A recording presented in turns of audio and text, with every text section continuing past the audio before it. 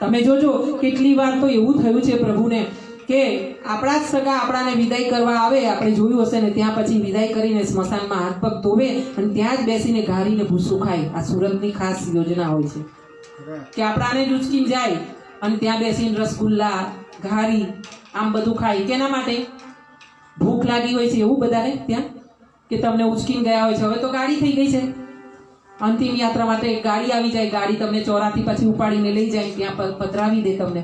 હા, બહુ ભૂખ લાગી હોય છે સગાવાલાને, એટલે આનંદ હોય છે. એટલે ના, આ વાત એટલા માટે સમાજમાં ગોઠવવામાં આવી છે કે જે જીવ ગયો છે એ જીવ જોઈ લે ત્યાંથી કે મારા સગા સંબંધીને મારી સાથે હવે કોઈ લેવા દેવા નથી. હવે મારે મારી ગતિ પકડવી જોઈએ, મારે મારો ભાવ સુધારવો જોઈએ, મારું કલ્યાણ કરવું જોઈએ.